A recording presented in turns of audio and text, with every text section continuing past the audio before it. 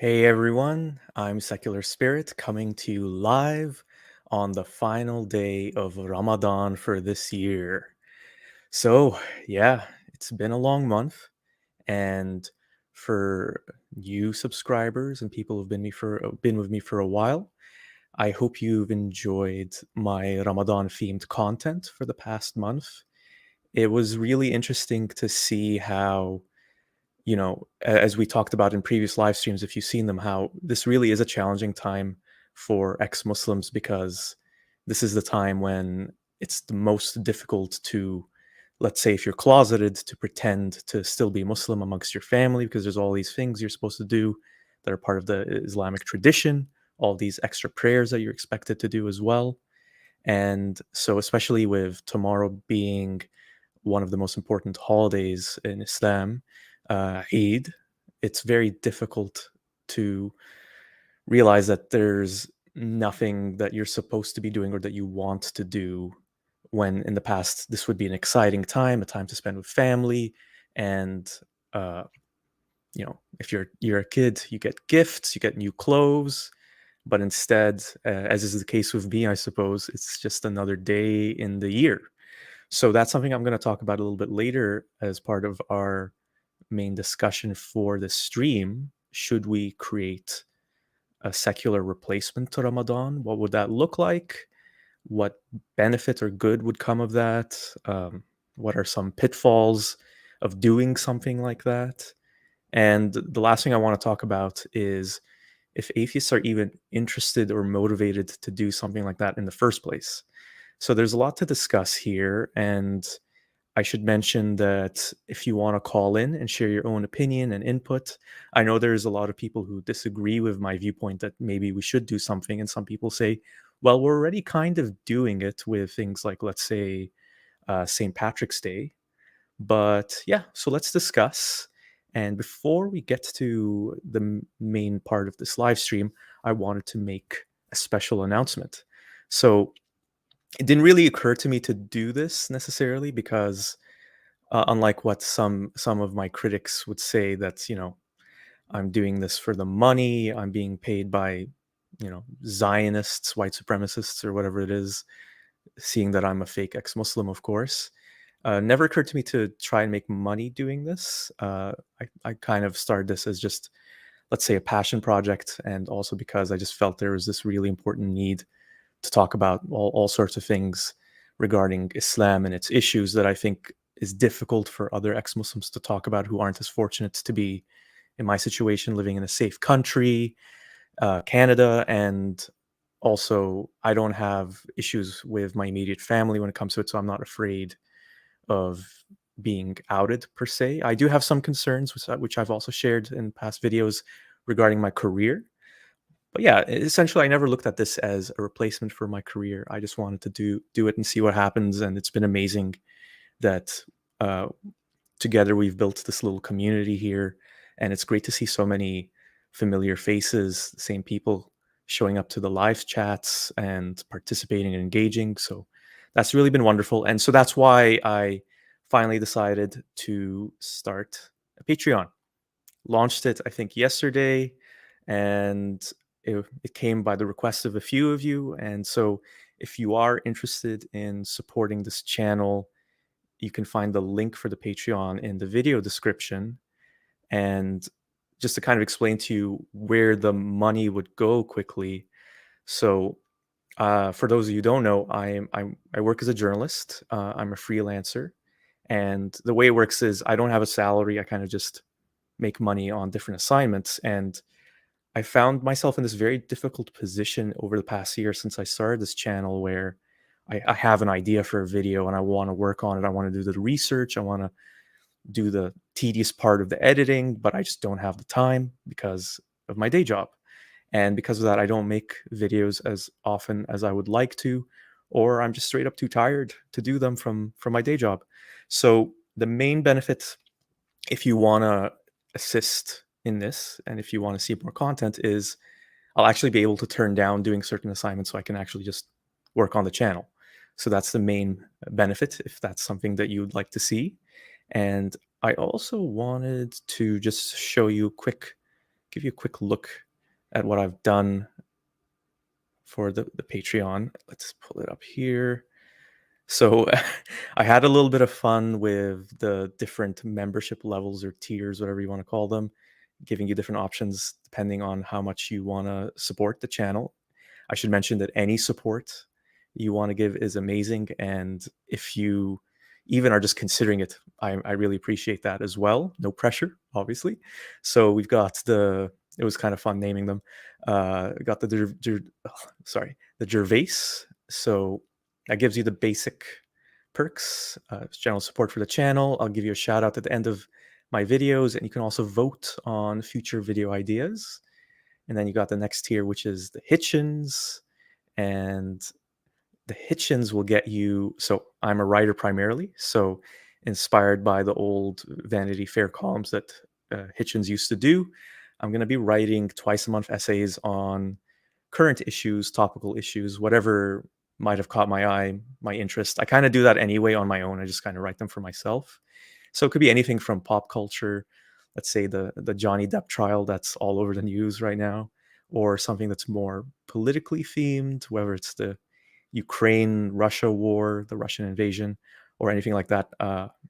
I'll be posting those. And so if you're interested in reading that, you can join this tier. And those of you who've been in the channel for a while will also know that I'm a movie lover. So if you want to join this tier and recommend a movie for me to watch, I'll watch it. I'll review it with you and discuss it with you if you're interested in doing that. Then we have the Sagan tier. Okay. So some people have argued to me that Carl Sagan actually said he wasn't an atheist. But if you look at the words that he said, I think he was more specifically talking about what some would call hard atheism, in the sense of believing there is no God. So he wasn't that kind of atheist, but he definitely was an atheist in the sense of he didn't have any beliefs about gods. So difference between believing there isn't and lacking beliefs. So that's why Sagan, who's one of my favorite people, really, if you were to ask me the question of who would you want to have dinner with from any time in history, it would be these three people. Probably they would be in the short list, but Carl Sagan, I think, would be a very interesting person to talk to. I highly recommend his documentary series Cosmos if you've never seen it. It's kind of old, but it's fascinating, and you can just tell that Carl Sagan had just this passion for knowledge and sharing that knowledge with others, and for wanting to help create a better world. And if there's one person that I would say I take some inspiration from, it would be him. So that's why I named the top tier for him. So that one gets you a little bit more of a direct input in the channel. So you can suggest and provide input on future video ideas, and I'll also run ideas by you. And the other thing I'll do, if you're interested, is we can do Zoom calls one-on-one. We can discuss anything you want to discuss. So yeah, that's about it. And you also get a shout out at the start of my videos. And of course, you get all the other perks that you get otherwise. And oh yeah, so we already have one patron, which is amazing. I wasn't expecting one so quickly. A special shout out to Chloe, who's been a very supportive fan, and I would say a good friend from the very early days before I even started the YouTube channel. So thank you so much, Chloe. And yeah, with that out of the way, let's get on to the main topic of this live stream. And before I forget, because I always forget to do this, if you are new to this channel, I'd really appreciate it if you could like this live stream and subscribe as well to help the channel grow. Yeah, so let's do it. Let's see how many people are in the live chat over here. Oh, hi, Nikabi Kafira or Kafira. Didn't know you were a movie lover. It's great to see you here. And let's see who else we got here. Zagros is here. Hey, Zagros. I can answer that question about Skeptic Magazine a little bit. I do know about it. And oh, I didn't realize, Nakabi Kafir, this is your first time here. Amazing to have you. Who else have we got here? We got Monos782, who says, I'm an ex-Catholic. Oh, interesting. I've also tried to replace the practices and rituals I grew up with. Well, with Catholicism, it's all rituals. So that must have been very tough. And he continues or she continues. And I did like being a Christian until the very end, so this episode should be interesting. Yeah, we shall see. So I do have someone waiting to call in, but before I get to you, Rude Grass, I just kind of wanted to set this up, and then we can discuss. So I guess the motivation I had for asking this question, and it's a question I've asked myself many times over the years since I became an ex-Muslim, is there's a lot of things that you lose when you leave your religion. Even let's say you're still in touch with your family, and in many cases there are some people who are not in touch with their families anymore because they've been disowned or they've just been estranged. Uh, you lose that community bond that you have with people on religious holidays.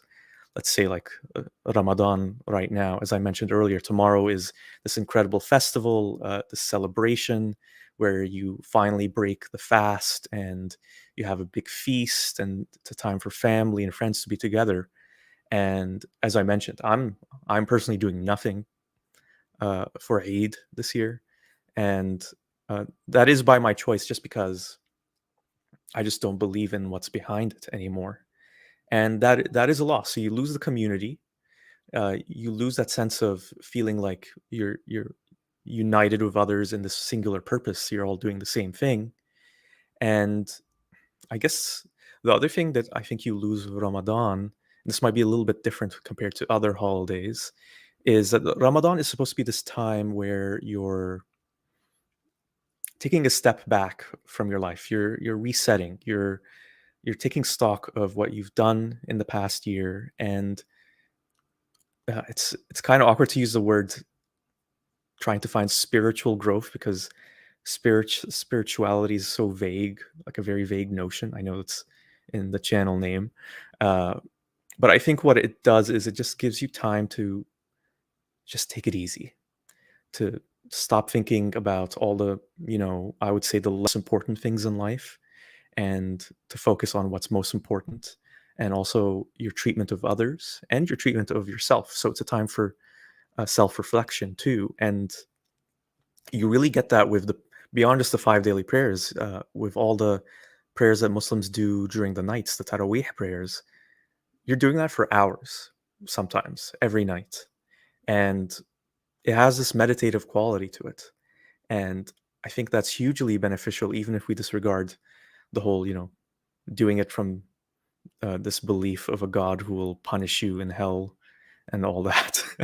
So that's lost as well. So that's why I always thought, what would it be like if we had some sort of secular replacement to Ramadan? So I'm not necessarily saying that you'd still have to fast, or that you'd have to pray or anything like that. It's more about just taking certain elements of the concept and adapting it in a secular way. So what I'm going to do is I'm going to quickly outline what I would envision that looking like. So let's get rid of the fasting. I mean, if people want to fast, feel free to do so. So that's not something that I think is uh, pretty important to do, although many religions have this kind of concept. I think Jainism is very big on fasting. So I think there's a few key things that I would keep from Ramadan. So there's the communal iftar dinner that you do together as a family. And I suppose it's a time where you put a little bit more effort into this dinner. So it's not just like a dinner of any other day. Maybe it could kind of work like a potluck, where each person cooks something and brings it over instead of just ordering from a restaurant. I guess you could feel free to do so as well. But it would have the personal touch if it's something that you're cooking, and then groups of people. They don't necessarily have to be just family, but family and friends. They come together, and every night you have this dinner, and maybe you could have some sort of uh, gratitude or thankfulness part of it, like not necessarily, I would say, actually not even just, that's not necessarily, definitely not towards a god, but just appreciation for the good things that you have. You're not thanking anyone, you're just saying, i feel I feel great for having this, and I feel great that you're in my life, you're in my life, and that we're having this happy moment together, and it feels good. So just kind of being aware of how great this is, and if there are people in your life who made that happen, be grateful to them, like your parents who raised you and your friends who stood by you in the hard moments of life. I think there's some power to that. And the other thing that I would maybe add is to do something that's along the lines of what prayer offers, which is this time to sit down, relax. You're not doing anything else. You're not worried about anything else. You're just sitting here and you're with your own thoughts and you're reflecting on your life. And you're thinking about the things you've done, the things maybe you regret doing that you want to improve on as well. So I guess you could call it, I suppose, a meditation of sorts. So the way I'm envisioning it, it would be all the technologies turned off, the TVs, the phones, any kind of distraction, and you're just sitting there with your own thoughts and just you can do it at home. Maybe you could do it at a park. You could do it alone. You could do it with a few loved ones. Maybe you could share the things that are going through your head with other people, and then they share with you, and that would be it. So it would be targeted at trying to find ways to make yourself a better person. I think this is something that Ramadan, in theory anyway, does very well. And while when I was fasting, when I was Muslim, I would be preoccupied with trying to avoid doing certain sins, which seems so ridiculous now. I've embarrassingly mentioned this before, but I would make vows of I will not masturbate for the entire duration of Ramadan and do things like that, like avoid the sins, if you want to use that word. But I think there are some good things to take from that could improve you as a person. Like for example, I want to improve my relationship with my significant other. I want to improve my relationship with my children. Or let's say people at work don't like me because maybe I'm being too hard on them. So I want to work on that. I want to build a better relationship with my coworkers. Or I'm not doing very well at school, and then you can kind of look into the reasons of why that's happening. I'm not doing well in school because maybe I don't care about what I'm doing and this isn't the career I want to pursue. So I'm talking about university here. If you're still in high school or stuff, I think it's still a good idea to just go through school to just figure out what you want later on. Uh, but yeah, kind of ideas like that that are focused on self improvement and self reflection. I don't see any harm in that. I think there could actually be a real benefit of that. So it wouldn't be dogmatic in the sense of you must do this every day or every night. It would be optional, something for you that will benefit you. And if you choose to do it, then do it. So you can do it at night, you can do it in the morning, you can do it whenever you want. But this event would be specifically designed to encourage that. So you could have it as a week or a month where you do this sort of stuff. And then sure, let's have some big festival at the end of it, maybe throw in some movies, some live music. And yeah, so that's my envisioning of what this would look like. So let's see if there's any comments from people on what they might think about that. Hi, Adonai. If I'm pronouncing that. Thank you so much for the love. And let's see, who else have we got here? Music guy says no fap month. Yeah, that is a movement I think I've heard of on Reddit, the no fap movement. Don't know much about it, but yeah, that's kind of an embarrassing time period of my life where I was really fixated on not doing that. Um Monas72 says I tried the NNN thing to not go to hell several times, but failed after a week. And Nabil says the no fap month is something a lot of, between quotations, Muslims still do.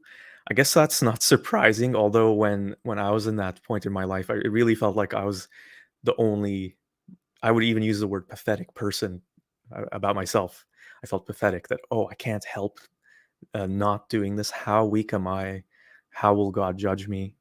But yeah, it just stands to logic that this is something that a lot of young Muslims probably go through during Ramadan, and it's kind of messed up to suppress your sexuality in that way. But that's not really the topic of the stream. Perhaps a future one. Um, Integrational polytheism. What a name. Okay, so welcome. Can I just call you IP? I don't know what to call you. Um, so, integrational polytheism says, I do think that some voluntary fasting and voluntary meditation might be encouraged during whatever time slot people are all doing it in. So, okay, you're with me on the voluntary meditation. So, I'm a little bit torn about the voluntary fasting because it's not necessarily the healthiest thing for you to do. I mean, I know there's in my last video I talked about how there are nutritionists and health experts who say that intermittent fasting is good for you. I don't know if going without water for long extended periods of time is good for you. So I guess that's a different kind of fasting.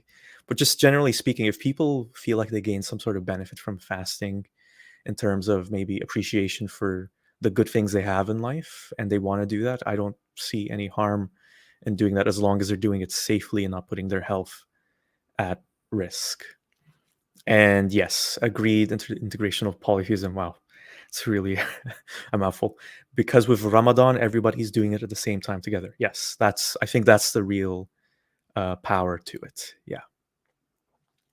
And nocebo effect, you make a very good point, and I'm going to get to that later on in the stream.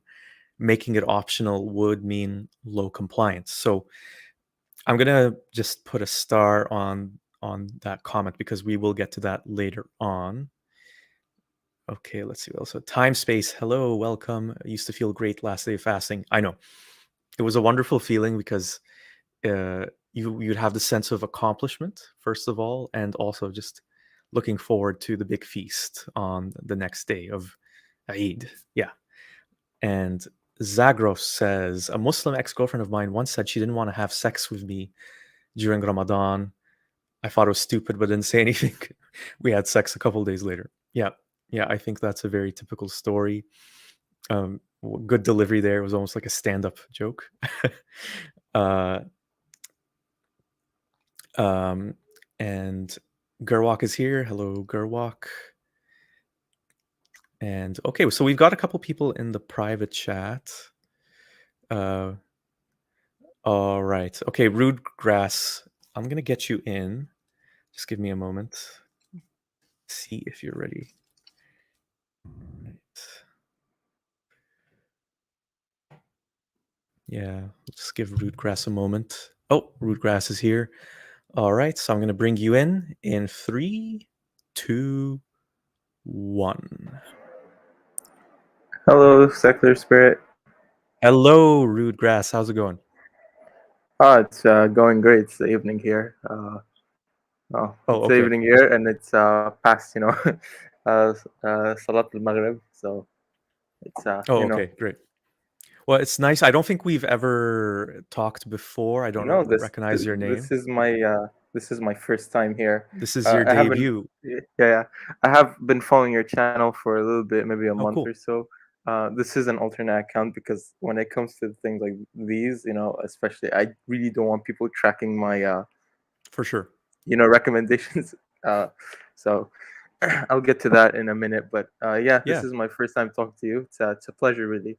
Um, So yeah, I guess since it's your first time, maybe you could tell us all a introduce. little bit about yourself, your Yeah, backstory. for sure. I'm of Arab origins. I'm an ex-Muslim, just like you. I've been following your content for a little while. I like what you make, your streams, all your videos. So that's really cool. But yeah, that's really all about me. I'm an Arab ex-Muslim. Is there anything else like to know about me? Well, since the topic of this live stream is, you know, the simple question of should we try to create some sort of secular replacement to Ramadan, do you have any opinions on that? Yeah. So you were talking earlier. I swear this is relevant, right? You were talking earlier about spirituality and trying not to, beat your meat. um, yeah. So that's like a thing that's been really in my life right now. It's been a thing of very recently. It's I've been able to, stop doing that, and obviously, I quit watching. You know, it's really hard to talk about it because it's really awkward, but that's really, I'm not going to go into too much detail about that. But you're talking about spirituality and with all that, and one of the things about it that I went through it is it's really it's really about being, it's really about thinking clearly, thinking it's really about thinking clearly with your mind. If you have goals in mind and you're thinking clearly about them, you're laser focused on them, it shouldn't be hard for you to, uh move off that path, so to speak. And so you're talking about spirituality within Ramadan. Um and I like that aspect of it as well too, that you get to spiritually maybe level up yourself. And I think maybe I like your idea of doing it as a worldwide thing. But the thing about Ramadan is that really it's an established it's like part of an established religion. Islam, it's been obviously there for better part of a millennia. And it's it's part of an establishment, basically. It's So it'd be really hard to do the same thing with maybe a secular event, because um, us atheists, we're not even generalized, because Muslims, you can kind of, I don't want to have to say this, but they believe basically by a book. You can kind of say, oh, this is the Islamic belief. You can kind of say, it's fair to say maybe Muslims will believe this, what's written in the book, right? But atheists don't have, like, per se a book. We're all of different cultures, we're different, political beliefs, etc., etc. So you get what I'm saying? It's about the thing about Ramadan is our establishment, and that's why it's so prevalent. No, I see your point. Like that's a fair one to make, that while there's this thing that's uniting all Muslims and that's incentivizing them to do this, when it comes to atheists, uh, there there is nothing that unites atheists really beyond that lack of belief. Like one atheist can be a serial killer, and the other could be a pacifist. Like the only thing they have in common is that they just don't believe in a god. So that is a fair point. But what do you think of? I know I called it like a secular Ramadan, but instead of Yeah. doing it during the time period of Ramadan, just pick another month. Let's say, I don't know. I, It's always on June 1st or something like that. yeah. Yeah, I see what you're going with there. Um, I think that could be viable. I also wrote a few things here that I want to get to while you Oh, were go talking ahead. and rambling on. Yeah, but just to answer your question, yeah, that could be a viable option, I think. Kind of like how they founded World Atheist Day, or World, I don't know, Hot Dog Day or something. They have a day for everything now. But yeah, that's a good idea, making it on like a certain month. I think that could be viable, and we need to obviously set a rules for it. A certain set of rules for it. So you need to do this, do that. But apart from that, really, yeah, giving it a time bound would be really, really helpful. Yeah, I um, agree. yeah, Yeah, that's sorry, it, you're gonna really. say. No, Oh, that's okay. really it. Yeah, that's all I had to comment on that. Yeah. Well, I do have a question for you in a second. I just wanted to first highlight what Reason on Faith is Yeah. saying here. Welcome, Reason on Faith. So, Reason on Faith says, we do need festivals, rituals, and celebrations.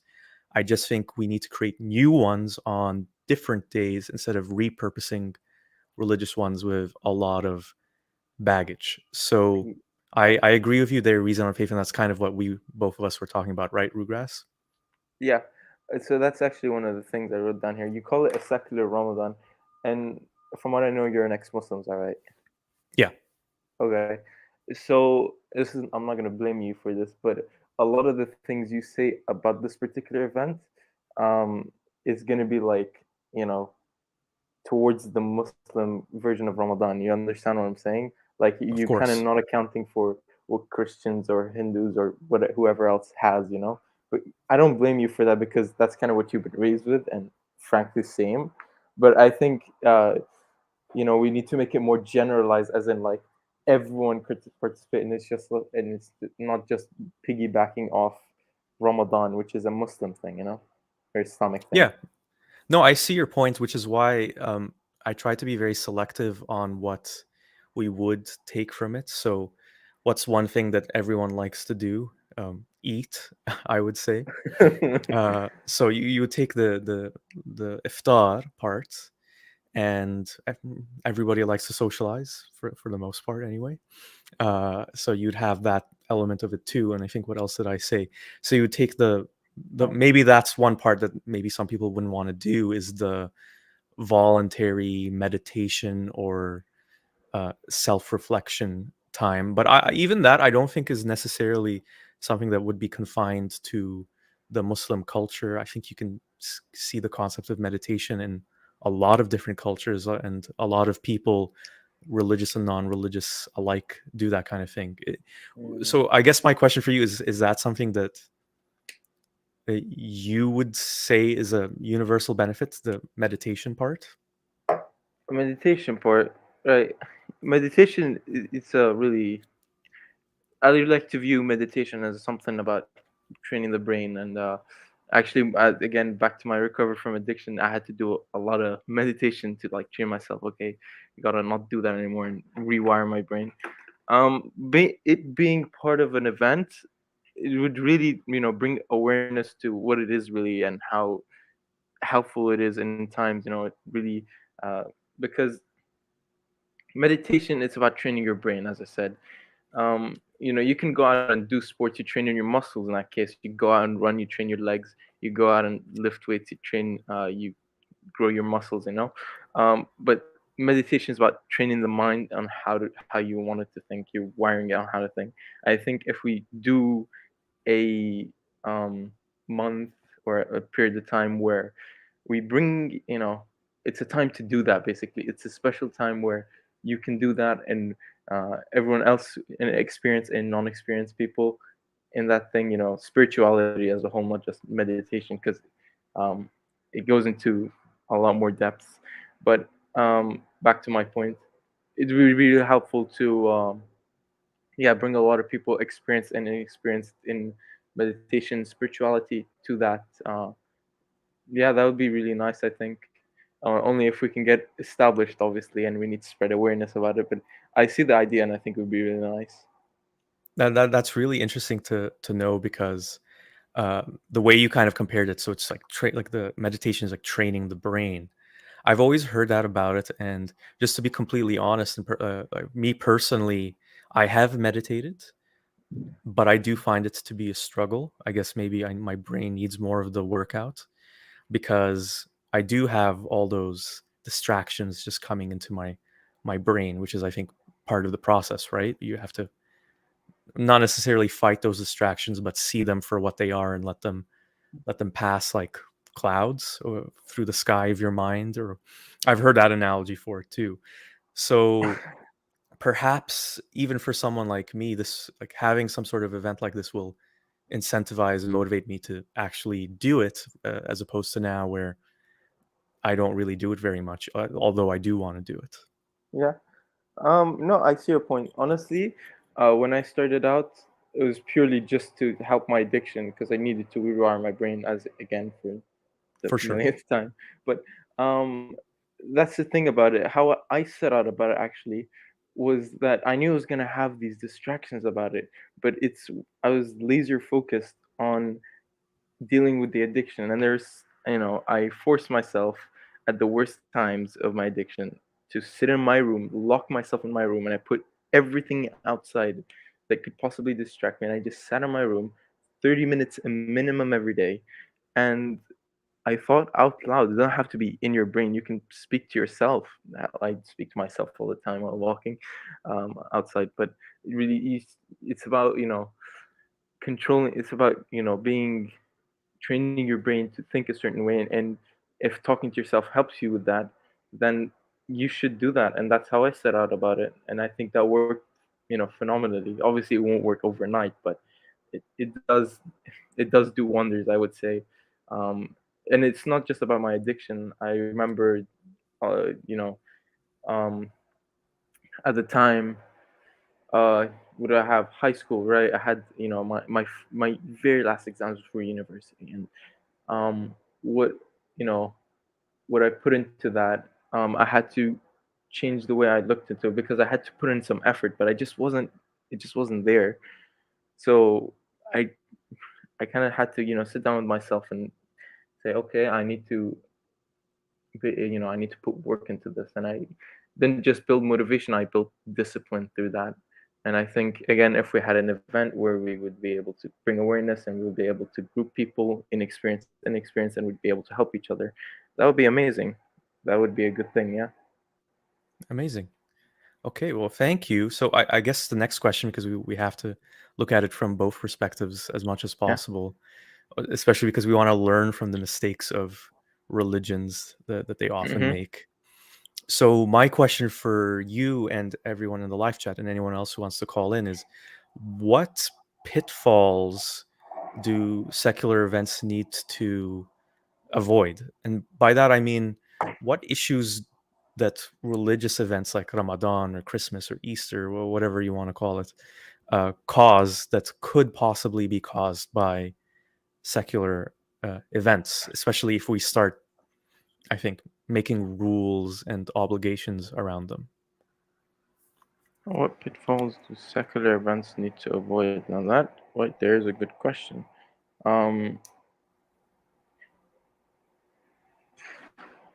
well, mm, that's a obviously I can think a lot about it. It's I think the thing about Ramadan, from the Muslim, the Islamic in Islam, you really have to pray in it and everything, and you have to like up your deen if you know what I'm saying. Yeah, yeah. Um, and that really, it basically it just it made people like more forceful about it. You understand? It made people more like, oh, you need to pray more, you need to not eat all that. And I think that was one of the things where like it made it more pushy, it made the whole concept of Islam more pushy. When I was just trying to chill out, like I was just trying to vibe my own thing, and it made it more pushy, especially where I lived with my family. And there yeah, I also want to bring up another thing really quickly.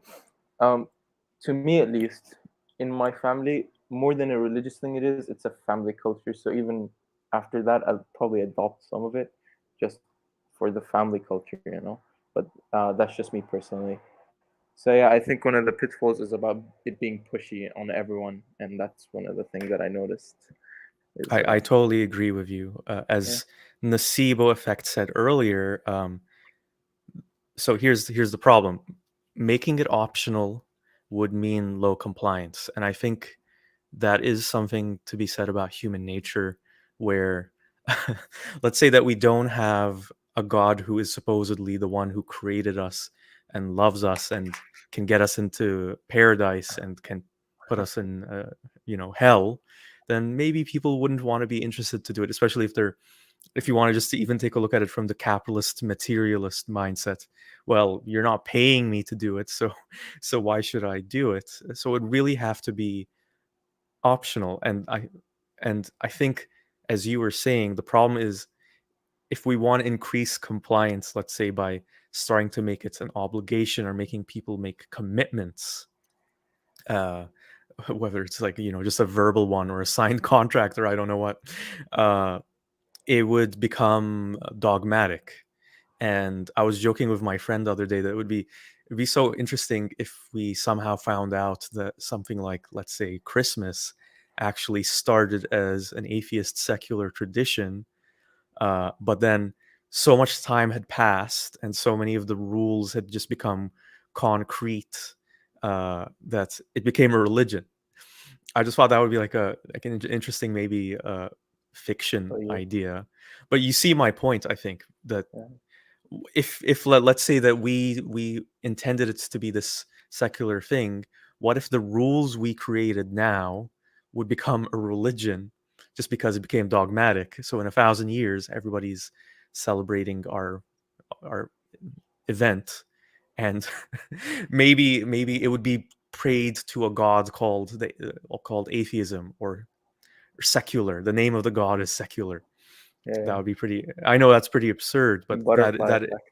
The butterfly effect, yeah. Well, it's just the risk of like when you once you start making something obligatory and uh, you start mandating it, then people will be feeling forced to do it and they won't want to do it, or it will just kind of lose its whole spirit of what it was supposed to be. So that's a tough thing. Like how can we make it something that people want to do without making people do it? And I don't know if I have an answer for that beyond just spreading the benefits and letting people decide for themselves, and hopefully they see some value in it. uh, Anything more than that, and I think it's going a step too far into the harm that organized religions do. yeah, you were saying about Christmas being a secular event. Actually, it wasn't originally created as a Christian event. It was, Of course, yeah, and that's true. that is true. Yeah. Oh no, you. I thought you didn't know that, and I was like, Oh okay, no, no, let no, me no. tell Oh you a yeah. story. Oh, but for anyone watching who doesn't know, you can fill them in. Yeah. I don't actually know the entire story, but I know it wasn't originally created. It had something to do with a nice Saint Nicholas or something. But apart from that, I didn't really, um, I don't really know much about it.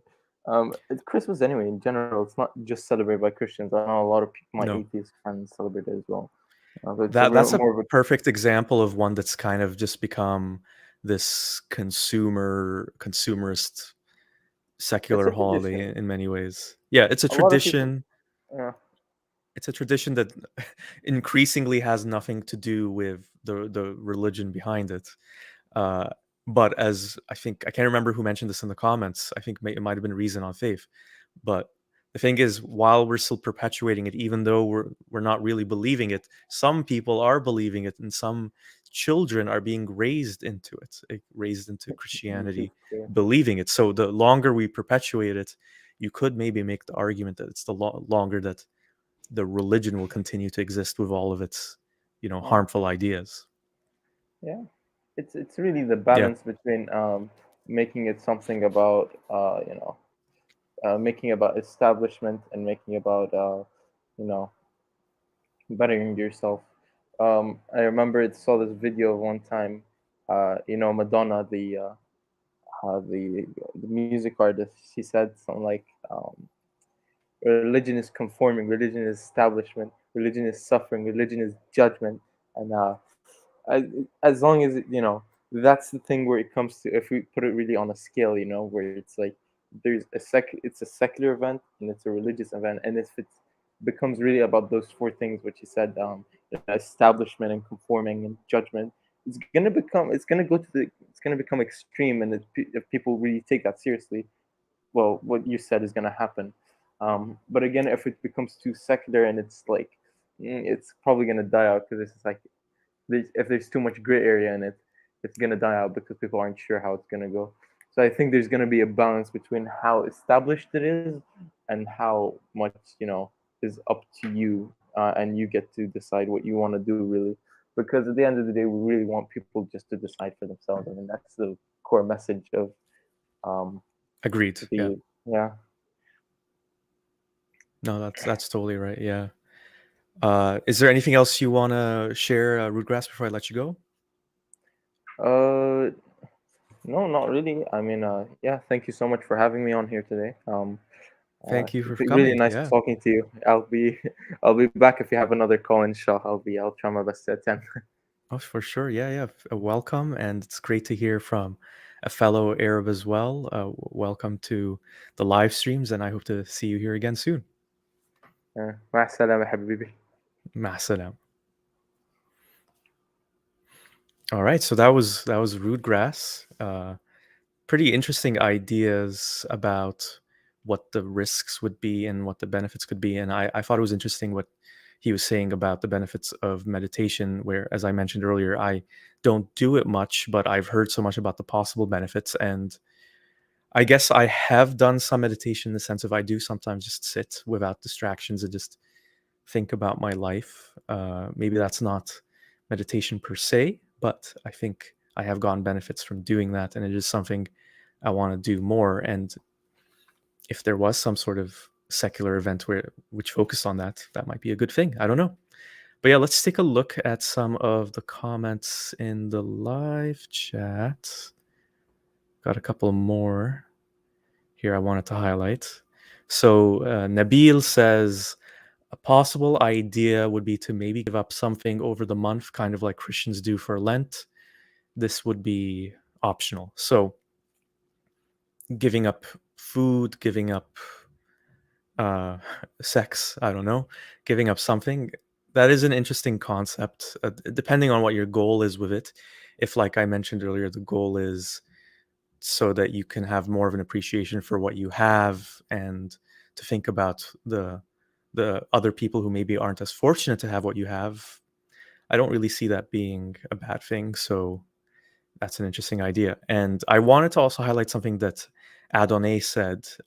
So this, I think, starting something like an event like this does start with YouTube channels like mine and many others, and community like little communities like ours that we have right here, where we're together in such forums, make us birds of the same feather, and who knows, good friends. Maybe you would be friends in the real world.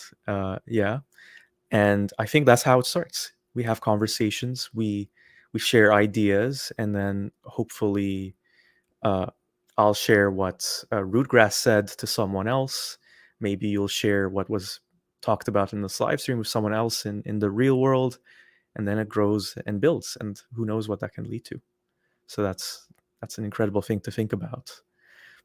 And I noticed that there was some discussion, I think joking, a little bit of joking around going on about who the religious leader of this secular event or secular religion would be. So Reason on Faith says no religious leader will have groups that cooperate as we already do with various secular organizations, humanist groups, etc. So I think that's the best way to look at it, because you don't, I think this is one of the pitfalls to mention as well, that once we have some sort of leader that's looked at as an inspiration and has a lot of power and is the face of a movement, then that power seems to inevitably corrupt a lot of people. Not saying everyone, but it does seem to corrupt a lot of people, or they just become detached from the realities of the people that they're supposed to represent as they accumulate all this power, and maybe they'll start having their own goals and their own agendas of what they want to accomplish. So I do like the collective method, where it's people working together and making decisions on a collective basis. I think that really is the best way to go, not just when it comes to secular organizations, but for governments and businesses as well. It is good to have a leader sometimes, just to have someone be in charge, just make things more efficient. But you can still have that leader be someone who is uh, who speaks to the collective, or the collective is in charge of him, if that makes sense. And I want to also mention something that Adonai said that was interesting.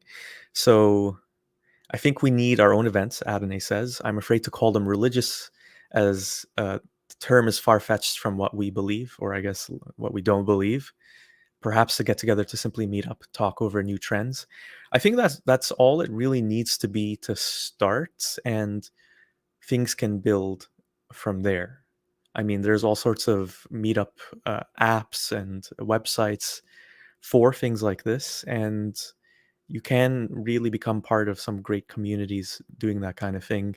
I just wonder, though, perhaps some sort of more direct intent is needed for it to actually become concrete, or rather than it just dissipating, let's say if someone moves away or something like that. uh Reason on Faith has a comment regarding what we do on these special days. I think we come up with new traditions, styles of dance, clothing, rituals. We create the richness of experience that religions got right. So that's an interesting one. I guess that goes back to the first question of what would these secular events look like? Because I totally agree that there needs to be some sort of ceremony to it, because I think it's human nature, and it's something that makes it special, something to get excited about. And you can see that with, Halloween, and how people get dressed up in their costumes. And let's say St. Patrick's Day, everyone wears green. So Yeah, it'll be funny to think of what that would look like though. Like what would be the dance style or the clothing that you would wear for this secular event? And yet again, at the same time, it scares me because once you start doing that kind of stuff, I could see it being sucked into the whole mindset of a religion. Well, you aren't wearing the outfit. You aren't. It's like the classic example of, and I think, well, I've definitely been in the situation. I'm sure other people have, where you go to a Halloween party and you aren't wearing a costume, and then you get peer pressured and maybe even peer shamed about it. It's like, what? You didn't wear a costume? And some people will even put in their invitations, costume mandatory. So I think that's those. I know we're just joking around about this kind of stuff and it seems inconsequential, but this is where the dogma starts to creep in and where a religion starts to form when you make it mandatory. It's interesting. It has to be something optional that everyone wants to do. Once it becomes obligatory, I think the essence of it is lost and it can go wrong very quickly. Yeah. And Adonai says, anyone with any information on where the masked Arab could be? Apostate Aladdin. Not sure. I don't think he's joining for this live chat. But yeah, hopefully he will. And if you aren't familiar with Apostate Aladdin's channel, I highly recommend you subscribe. You can find him on YouTube at Apostate Aladdin. So yeah, let's see if there's any more comments in the live chat. All right. Reason on Faith, thank you again for your great comments in the live chat.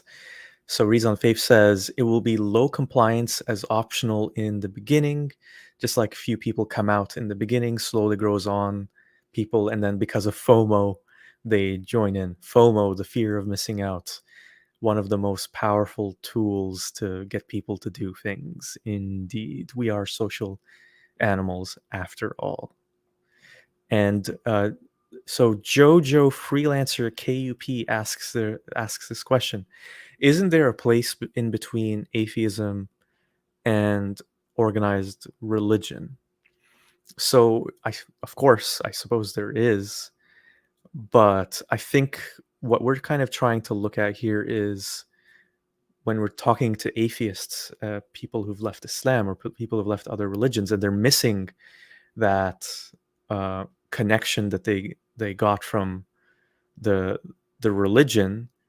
It seems like a natural place to start with looking towards other atheists who've had similar experiences and are experiencing a similar loss as you, to do something together. But it doesn't have to be through the vantage point or through the motivation of being an atheist. You can do it through anything really that's, along the lines of secularism, whether it's as I often talk about, I have this group of soccer friends who we've created a little community together. So it can be through a sport, it can be through some sort of activity or some sort of passion. And yeah. So it doesn't have to be through atheism. It just seems like a good place to start. So Gerwalk has a comment: overcommitment to a practice or becoming dogmatic about observance to the new holiday. Threats and fear motivate people to do many things, which I would not want to be a goal of a celebration. So it seems like we have a consensus about this, that there shouldn't be an obligatory part of it. It should be completely optional. And then hopefully people see the benefit. And Elsa says, a secular event, welcome Elsa, a secular event should avoid promoting over consumption. I think that's very true and a good point to make, especially in this day and age where overconsumption is a huge problem that's actually also impacting climate change. When we think about the increased demand for something like beef is one of the biggest producers of greenhouse gases that is contributing to climate change. So yeah, I'm not saying that Ramadan promotes overconsumption, but it seems to be something that happens during Ramadan anyway, despite the fact that Islam promotes moderation. So if we were to have this secular event replacing, let's say, just Ramadan specifically, it should be mentioned that, okay, while we're having these celebration dinners, these potlucks, whatever you want to call them, every day, it should be practiced with moderation. And let's say there's leftovers. It doesn't have to be new food every day. You can just bring the leftovers and have some of those again. Maybe some people have some favorites, and then they just polish those off on the next day. So that's a very, very good point. And Jojo, so Jojo says, I do respect atheists, so don't take it wrong, but how could I know that an atheist is lying or not? I mean, what does prevent you from doing so? I am thinking about it. So that's a little bit off topic, but I'll answer it quickly. So I think when you look at a society, and uh, in society we work together to our own mutual benefit, and what we learn as a society is, if we lie and people realize we're dishonest or not trustworthy, or maybe have ulterior motives, or deceptive motives, it causes harm. It breaks the bonds of our society, makes people not trust each other, and it can have destructive effects if you take it to a more macro scale, let's say. So the motivation for an atheist to not lie is because you want to have good relationships with people that are built on honesty and reliability. And it's not completely altruistic, it's self-motivated too. You want to benefit from those relationships as well, and you want people to not lie to you, so it's a tit for tat kind of thing. So I would say that's the reason why an atheist, you can know that an atheist is not lying. And if an atheist is lying still, despite that, there's nothing to stop a religious person from also lying for their own ends in the same way, because maybe they're that day they just happen to not be practicing their religion as much as they want to, or whatever. So I don't think that's something specifically about atheists. So Coco Jasmine, welcome, Coco. I mentioned soccer earlier. I'm not sure if you noticed. Uh, that's a running joke between me and Coco. I seem to mention soccer at least once every live stream. So Coco says, there are a lot of secular events that celebrate human rights, such as women's rights, children rights, etc. Is there a need for religious-like events?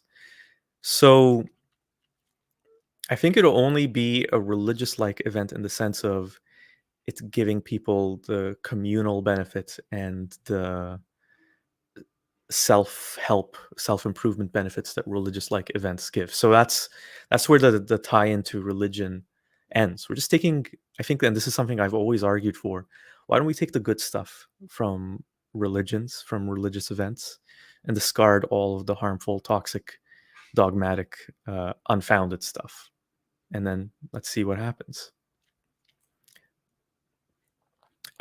Adonai says, I can imagine the dancing style. This left chuckling really hard. I'm not sure what dancing style you're imagining, Adonai. Maybe you could uh, explain what that is in the live chat.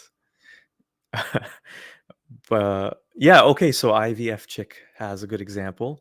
Crafting. I hold crafting groups. They are wonderful. Yeah, that's a great way of putting it. I can give the example of my mother. She's an artist who likes to do collage work, and she also does do some knitting, some embroidery. So these are all things that she's made friends from, and built friendship circles from. And I think they can serve the same benefits that uh, that you can get from the religion, except it has nothing to do with a belief in a god. And Gerwak, to Jojo's point and my response about how do you know if an atheist is lying or not? If you lie, then people will not trust you, and that can cause damage in your life and other people's lives in so many ways. Yeah. And Jojo says, thank you for the answer. Yeah.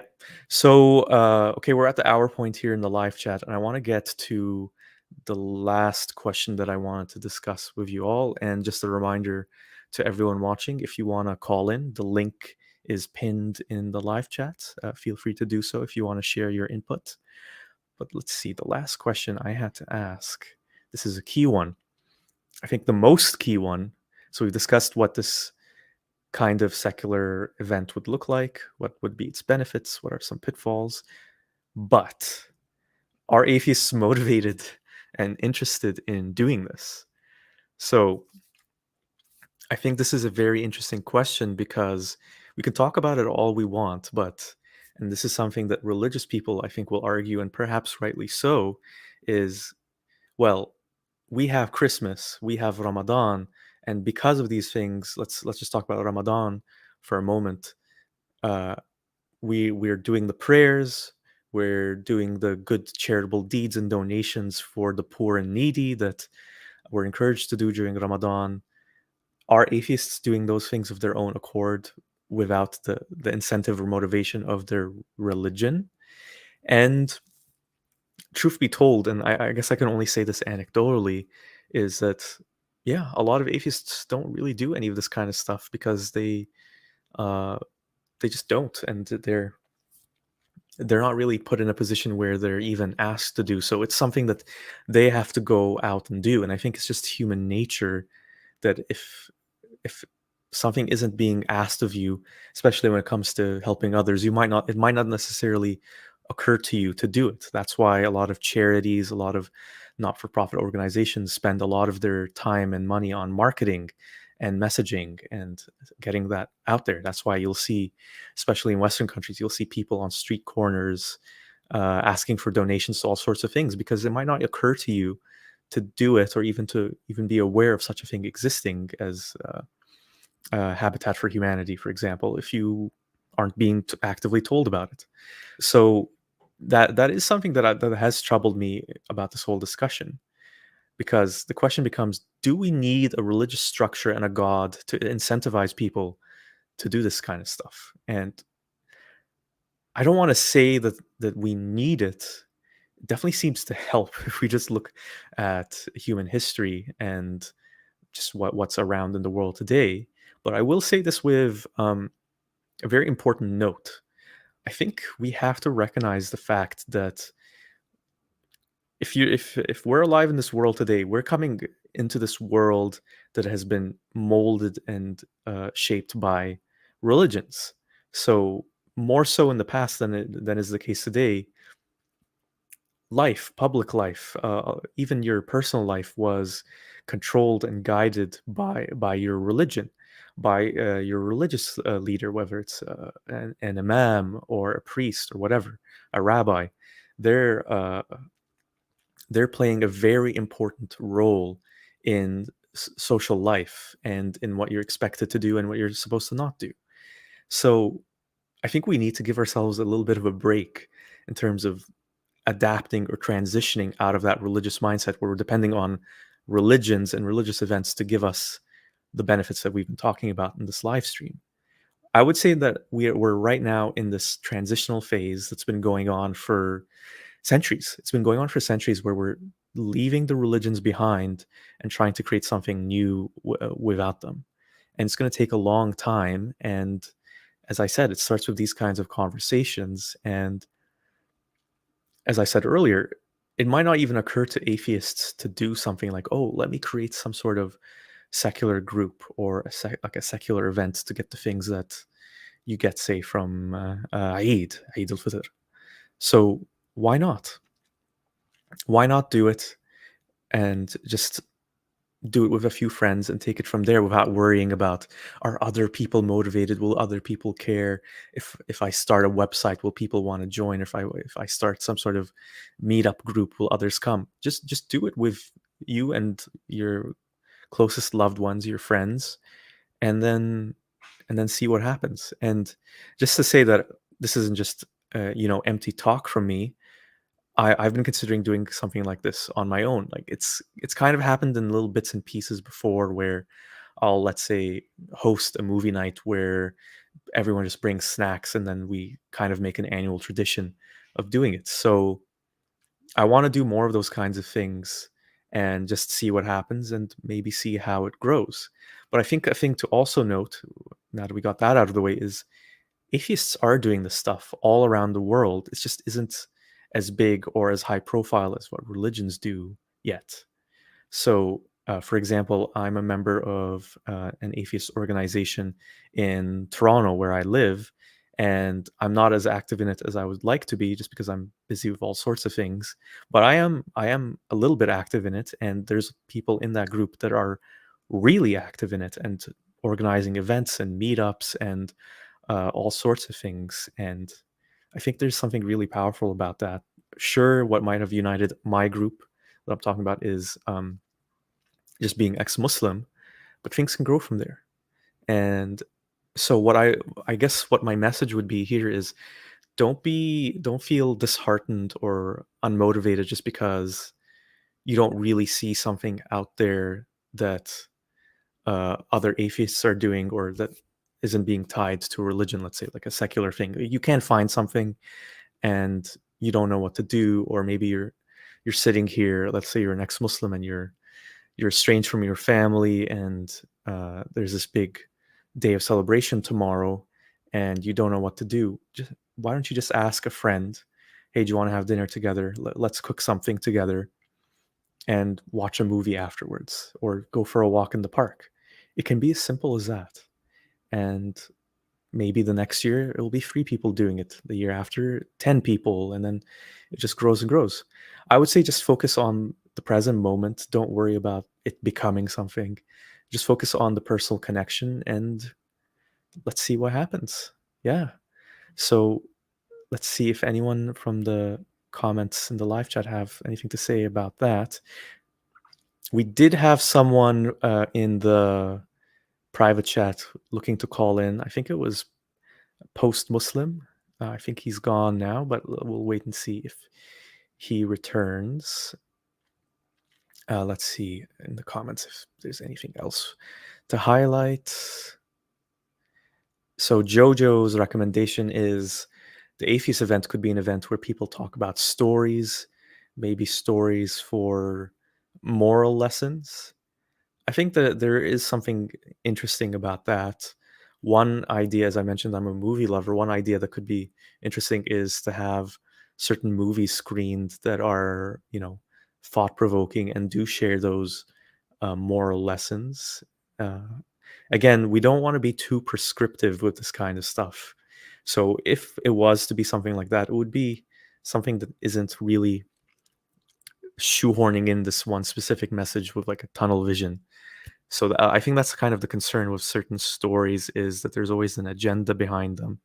And while nothing can't be without an agenda, I think the agendas of an atheist event would be to a minimum as much as possible. And Monas782, so Monas, I think, is the ex-Catholic, says, I admit that I lie to my family about my beliefs, not because I'll be disowned, but because it'll really complicate things between us. I sometimes fear I'll become a pathological liar. That is a tough part about it, because you almost have to I don't mean to laugh just to make it lightly, but like it makes light of it, but it is this awkward situation where you're almost like a double agent, where you have to put up this one face, this one front with certain people, and then be yourself in others. And it can be really, it can be a real mess when you mess things up, or the wrong person finds out the wrong thing. So uh, I'm sorry to hear that, Monis. That can't be easy. And I wish you luck, because I think as long as you try to be as truthful as possible, you'll be in the clear. I don't think you would ever become a pathological liar, but I do understand your concern. And oh, looks like Post Muslim is in the private chat and does want to come on. Uh, but we'll just give him a moment. Let's see if there's any more comments. Norse mythology is here. Welcome, Norse mythology. And Jojo has another recommendation, an event where people help each other, the problems they have, and maybe the solutions other people have for these problems. So yeah, like a support group, essentially. That would be a nice thing. It would be nice to just have a place where you can share your problems with others, and if someone can help, that would be great. Uh, let's see what else here. Gerwalk has some input to share. I'm not ex-Muslim. I do participate, between parentheses, piggyback on some religious holidays I formerly observed, and secular holidays to do what I want. Oh, sorry, not sure what I understand what you meant there. Basically, to help others, I think is what Gerwak was trying to say. Want to do, help others. Yeah, thanks for that correction. So yeah, I think that's something that's totally acceptable to do.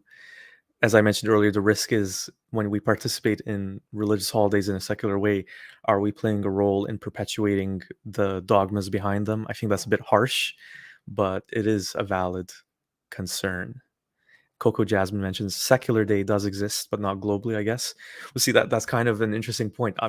I wasn't aware that there was a secular day. I think there's a World Atheist Day as well, and all sorts of things like that. It's just no one knows about them, or a lot of people don't know about them. So it becomes a messaging problem of how do we get the message out? And I suppose it just has to come from time and word of mouth.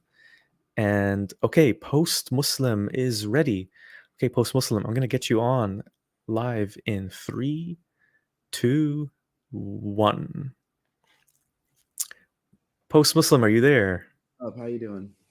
I am doing well. Thanks for joining. I was wondering if you were going to join. Oh, my pleasure. Yeah, it's I woke up pretty late today. No problem, no problem. I'm glad I So, popped in though. yeah. So, I guess a lot of people in the live chat would be familiar with you because you've been on a few of the live streams in the past. But I was wondering if you could still just kind of give like a quick introduction of yourself. Oh yeah, I'm just a ex-Muslim of 5 years. I routinely hop on YouTube and check out Secular Spirit, Apostate Aladdin, and a few other people's content. I like what they do in terms of normalizing, leaving and being able to express how you feel, and it's just a sort of community that I can, be a part of. That's Thank you it. for sharing that. Yeah, thank you. So I wanted to ask you then this question that's on the screen right now, just for your own input as an ex-Muslim. Do you think atheists are motivated and interested in, you know, doing things that kind of take the good parts of Ramadan or any other religious event, but just without the religious aspect? So that's a really good question. I often used to wonder what the spectrum of uh, how to celebrate Ramadan and Eid was, because I would see some families which were relatively irreligious and just used it as an occasion to hang out, have fun. Um, Sometimes they would even, literally do things that would probably contradict the whole concept of Ramadan and Eid in the first place. And to be honest, for those Muslims, I actually thought that was pretty cool to be able to take the sort of religious zeal out of it and just celebrate it for the purpose of bringing the family together, strengthening the bonds of kinship, um, just being able to see relatives from overseas or living in other places, which you typically wouldn't see throughout the year. So I think that I think it's nice for people to celebrate Ramadan and Eid. And I think that not making it too religious makes it more inclusive for everybody. But for me, as an ex-Muslim, I mainly participate in those things for the sake of my family, because it's an opportunity for me to interact with my family. But there isn't really anything for me and for you know um, my own uh, value set and something that I'm passionate about or something that I'm excited about. So I do think there's a need for people who've left faith communities to sort of develop their own, you know, more specific holidays or celebrations. But honestly, it's just hard because we don't have like, these 1,500-year long stories and like, sexy, violent passages that are like um, just kind of salacious to the tongue. It's a little bit dry. Secularism is a little bit dry. So there's the challenge of making something interesting and making something unique and easy to remember, and something that people will be willing to participate in. Like, for example, look at 420. It's so silly, but so many people around the world like know what it is, and they either joke about it or they actively participate in it. Or even something as simple as like birthday parties. There's something powerful behind just being able to like brand a certain day the right way, and I just don't know if we have that yet. No, you make some good points, and the I guess my concern is, as I mentioned earlier, is there that motivation to get those things beyond, you know, let's say, for example, in your case, you're still doing those things to spend time with your family, even though you don't believe anymore. Is there the motivation? I'm not saying for you specifically, but for others to take an extra step of creating something of their own that has nothing to do with a religion.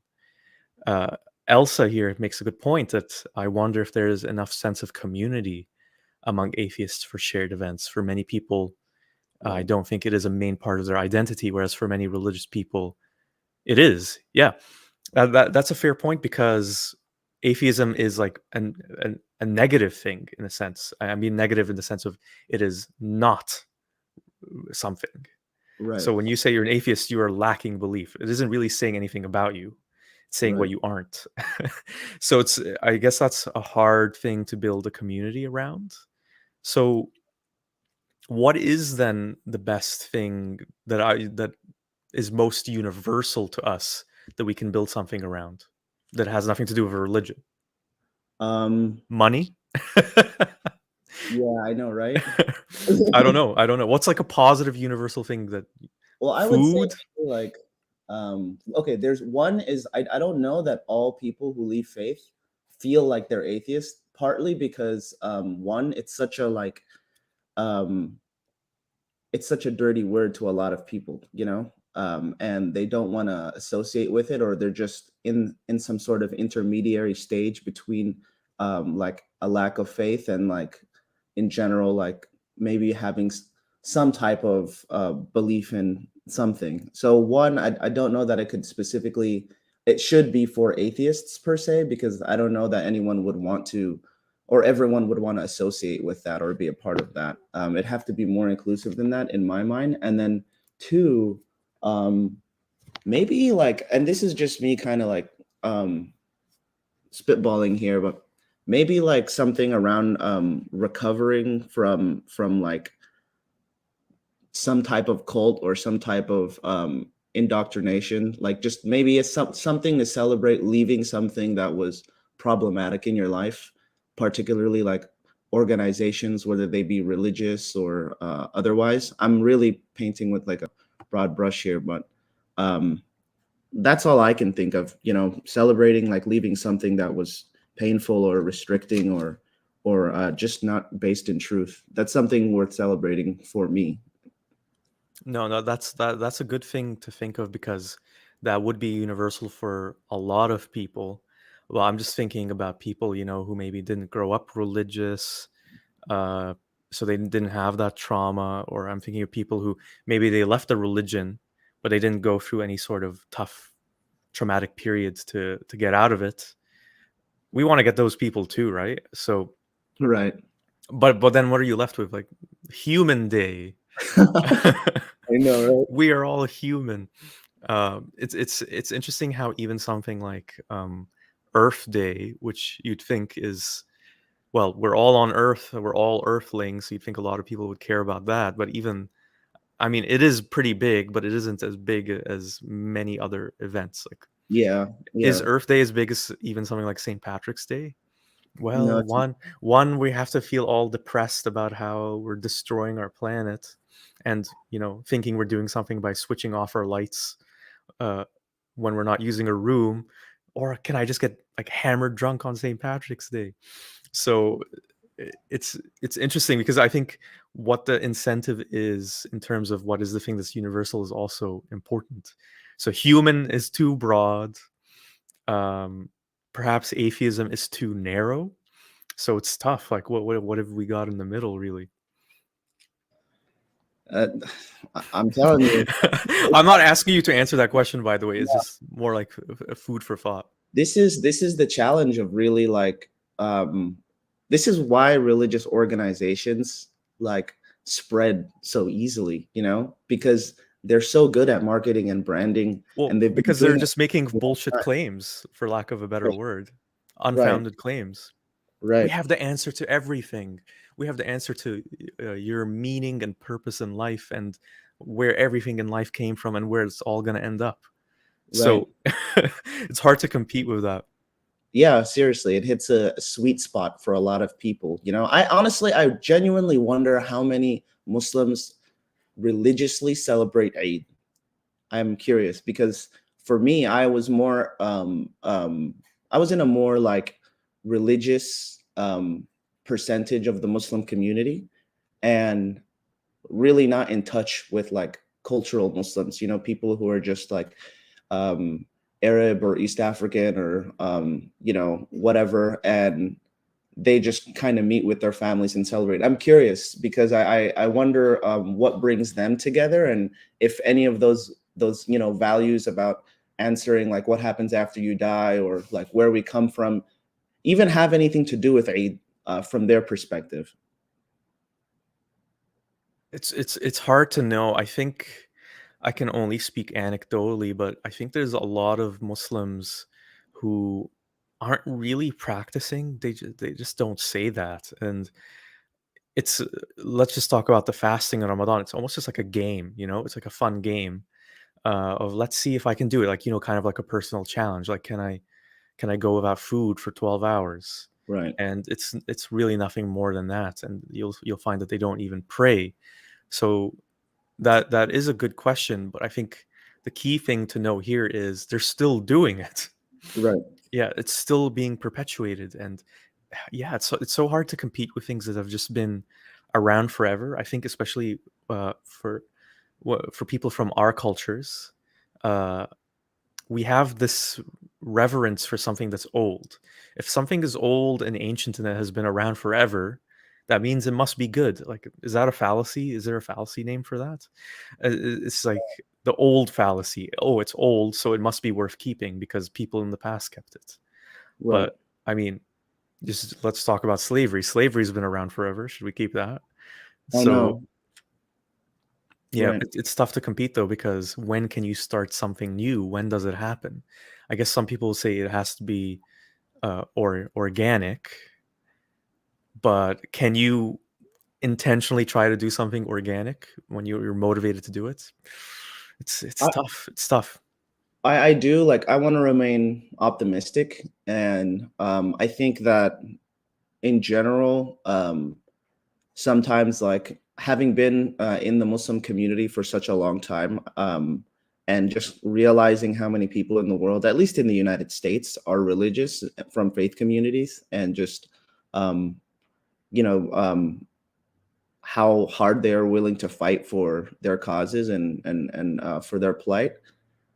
I'm tend to have a defeatist mentality, but I'm trying to avoid that, and we may not really have the answers right now. I know the topic of this podcast is not to necessarily find that answer, but just to kind of discuss it. But I don't know, honestly. This is like one of the, I would say, biggest challenges we have to overcome as people who have left their faith and sort of like left their community in that sense, left their culture. Maybe not 100%, but like for you, I don't know where the line between being Palestinian and being Muslim like is, and for some people, for me, like my ethnicity and my religion are almost like inseparable. That might just be because of my family, or maybe that's how all people from East Africa are. I'm pretty sure that's not the case, but it's tough to leave your community and then just create one out of thin air. Like there's a lot of work that needs to be done, and what goes into that is like it's going to be a lot of I don't know. It's going to be tough. Honestly, it's going to be really tough. Very well said. Yeah. And Monis helped us out here. So it's the appeal to tradition fallacy. Okay, so there is a fallacy for that. Monis also says, my brand of Catholicism was all about that, as my group still did the Mass in Latin, while sometimes glorifying the Crusades. So our version of the Islamists may be interesting. Yeah, I suppose that was like the whole one of the reasons for this. What's the word? Schism. Right. Well, for the reason why Protestants became a thing is because why are we doing the Mass in Latin when none of the people can understand Latin? Right. So yeah, that's interesting. The appeal to the tradition fallacy. There, And oh, go ahead. I was going to say there is one thing. I feel like here in the United States, because Islam has like recently been politicized, and like there's also this in general um, like I would say um, I have to be careful about how I say this, but a sort of like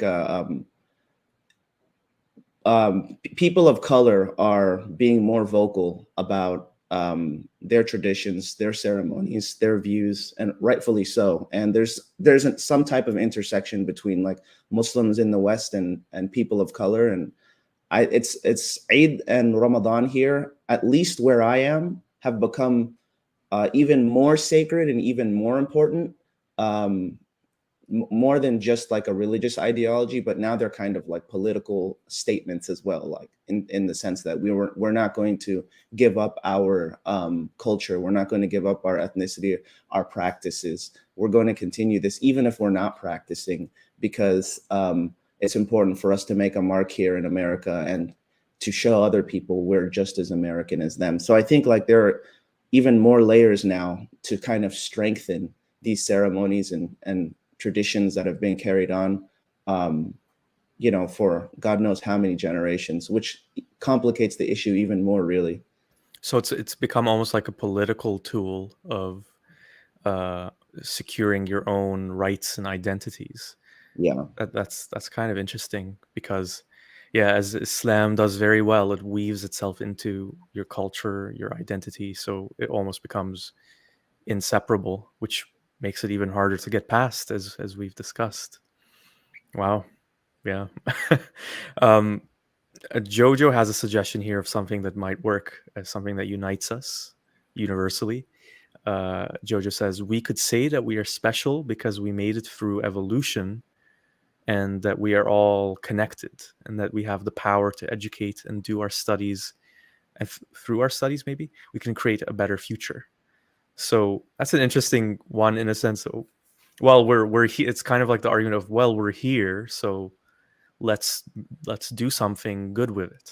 Maybe like Right. think about all the sacrifices our ancestors made, not necessarily so that you and I could be just chatting on the internet right now, but for life to continue.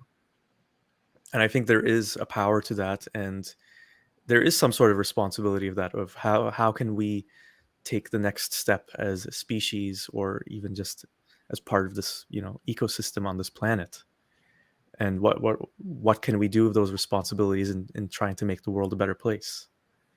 So framing it that way, that's not bad, eh? Yeah. And then for those who have kids, this is a more pertinent question. Like if you're an Of course, ex-Muslim yeah. and having children, this is like something you have to think about, because one, if you're still in touch with your family, not only are your children going to be in contact with Islam and with Islamic holidays, but you're going to have to distinguish for them between religious holidays and like, I don't know, cultural holidays. Yeah.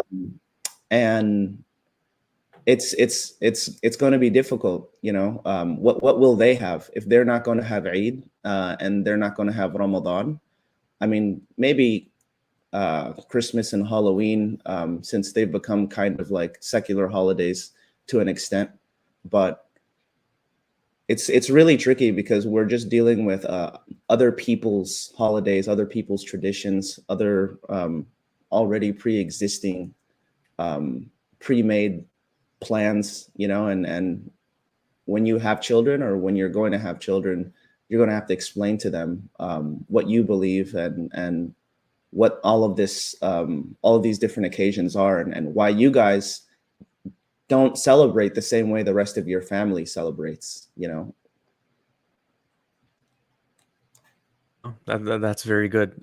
You remind me of if anyone is a fan of the sitcom Arrested Development, there's a fictional holiday that was created by people in the town called Cinco de Cuatro, which was just a complete misunderstanding of what Cinco de Mayo was. so, Yeah. so, so I think that is how that kind of thing does happen. Is just a lot of the ones that we have now are just really old. So maybe there's something that has started recently that will become that, and we just don't know it yet. I don't know. Right. Yeah. Right. But before I let you go, Post Muslim, because I do have one more person in the private chat I want to get to before the end of the stream. I wanted to, we've mentioned Halloween a few times, and I wanted to share the words of someone who's been a loyal viewer and commenter for this channel, Robert, who shared some thoughts on the question that you see below on the screen. Are atheists motivated and interested in creating secular events? So I want to share these words and then get your opinion, Post Muslim. Sound good? Okay. All right, let me pull it up here. Okay, give me 1 sec. Unless I lost it. I may have lost it. Hold on.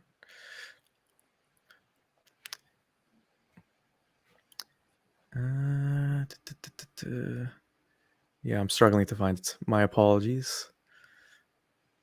It's okay.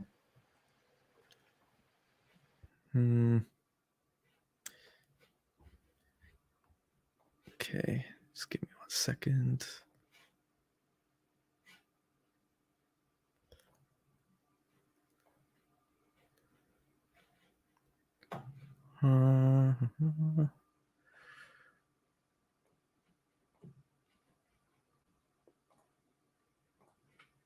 Okay, got it. All right. Okay, so these are the words of Robert. So I'll just read it out loud here.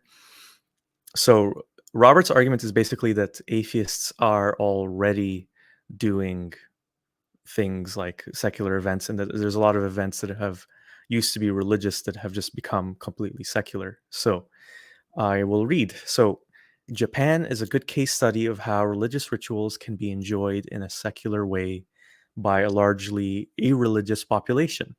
Although 29% of Japanese people are strongly convinced that there is no God, only 36% identify with a specific organized religion. Around 80% also practice some form of Shintoism or Japanese Buddhism. For example, by visiting temples or shrines, celebrating the new year, having Buddha altars, and ancestor veneration.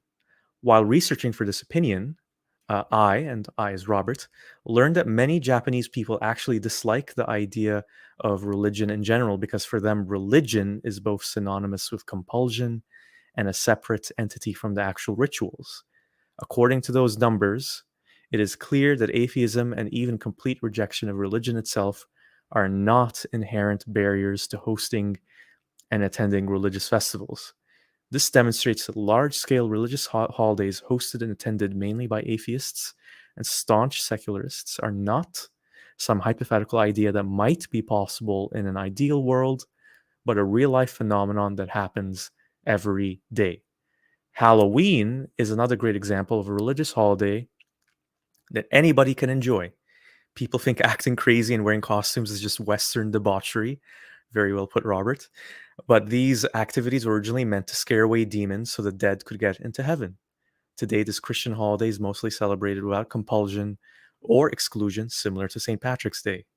Some might dismiss this as commercialization or rejecting the spirit of the holiday, but really the core spirit of all festivals is to have fun. Only taking the good and choosing to leave the bad isn't some form of hypocrisy. It's a natural conclusion of what holidays are all about. And Robert was even kind enough to leave a bibliography at the end. Very, very academic and professional. Thank you so much, Robert. Wow. Yeah. So, what do you think? Wow.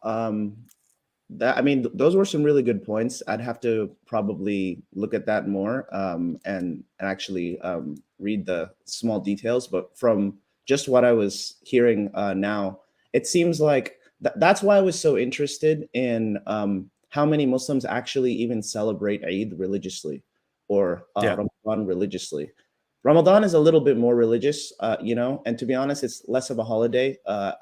More Eid is more of a holiday, and I actually know people who have relatively secular families, even though they're still considered Muslim, and I mean ex-Muslims who are part of Muslim families that celebrate Eid in a pretty secular way, meaning they try to make it to the Eid prayer just to see everybody, show everybody their new haircut, their clothes, exchange gifts later at the house, have dinner, and then go hang out with some friends.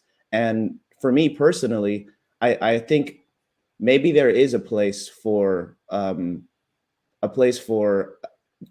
holidays like Eid. It really depends on the family, just becoming like an intermediary for Muslims, ex-Muslims, everybody in general to just come together and like enjoy the holiday. Not in the sense of like we're doing this for Muhammad and Allah, but in the sense that like we all share this sort of world history, and regardless of whether we agree with each other or not, like for a minute we can just appreciate that like this is just a tradition that we both inherited, like regardless of whether we like it or not. I know I'm not really putting it in the best way possible, but I would like to continue participating in these events with my family, and I think that like as generations continue to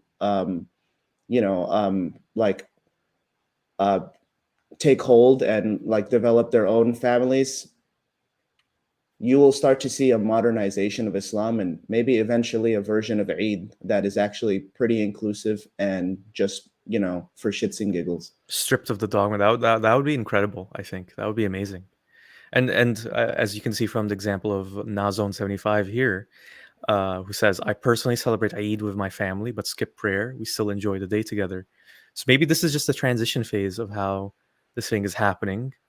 And it will culminate into a point where Eid is actually a time where people get, you know, hammered drunk in Western debauchery, down like St. Patrick's Day.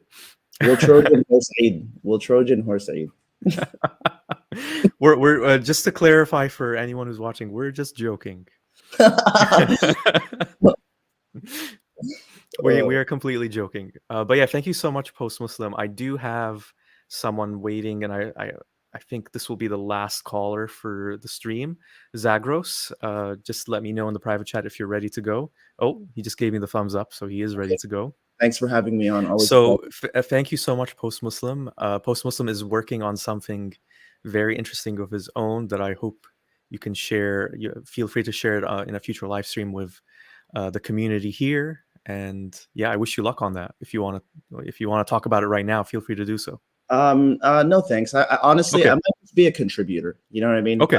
Like Robert, that also seems like a nice way to. Anyway, well, yeah. Well, thanks for having me on, and I'll catch you later. Pleasure's all mine. Thank you so much, Post Muslim. All right, Zagros, I'm gonna add you in 3, 2, 1. Oh, hi. Hi. A new background this time. Yeah, it might be a little windy. If you start hearing stuff, let me know and I'll just step inside. You sound good. You sound good to me. All so right. Yeah. Well, thank you so much for coming on. You're the final guest for the stream, saving the best for last. Oh wow. Yeah. So I'm not sure if you're watching the stream from the very beginning, but there's a couple of things that we could talk about if you'd like. So sure. Maybe if you want to talk about well, let's start. Do you think that it is a good idea to find some sort of secular replacement for something like Ramadan? Yeah. So I think when you say replacement, first you would need the dissolution of the previous one, like the obsolete one, perhaps, if it's Ramadan, and then a replacement for it. But if you're just speaking in terms of, I left Islam, let's find something for, us ex-Muslims per se, then maybe.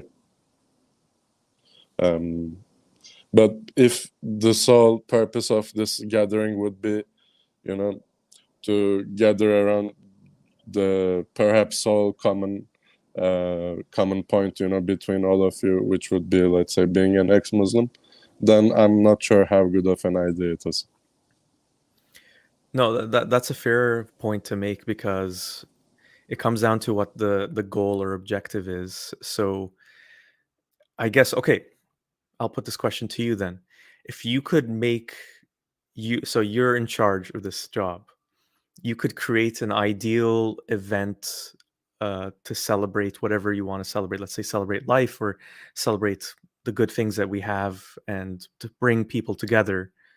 What would that look like? You have the complete power to decide. Yeah. So I'm gonna be very dodgy here, because Okay. I don't agree that there should be like a sole, like one particular event around which everybody would gather, because I'm against too collectivist of like ideas or types of gatherings, and I think that's one reason why people also tend to leave their religions for. It's to get away from that collectivistic mindset, and move a little bit more towards the individualistic side of the spectrum, where you want to sort of experience life as an individual and not necessarily identify with one group or another larger group, perhaps, and sort of have parts of your life focus on that. I think that's one of the tendencies which tend to move people No, I away from understand. religion. Well, So do you for think there's well, just to maybe kind of give you something to think about in your response, do you think there's a way of having some sort of middle ground where it's something individuals can like on a special occasion come together and then go their separate ways, or maybe even to celebrate their individuality with other like-minded individuals? Yeah, for sure. I think it already exists. Like when in your scenario, when you go to watch a football game with your friends, or if you go to watch a hockey game, or if you go, listen to a piano recital and whatnot. These are all like the fractionated, the most individualistic, I guess, that we could be, while still having a sort of group. Like when you go to, let's say, listen to a piano virtuoso, there is a large community around that one single person who will sit in front of everyone and play that piano. But it's still like a very specific thing. Like people don't identify as, oh, I am a Fazıl Say lover, I am, oh, you are one of those Fazıl Say lovers, huh? No, it's like a very specific thing, like the most fractionated version of, I guess, larger identities, where we can still have these secular, non-religious and tasteful events. Okay, well, I see where you're coming from, and you're actually making a really interesting point, because we have this, and let's say we have the piano, we have the football, we have maybe really like this kind of, I don't know, steak, I don't know, just like this specific kind of food. So collectively that might actually do something and give you a lot of those benefits that we were talking about that we get from something like Ramadan. What I'm thinking might be lacking for people who do participate in those things is this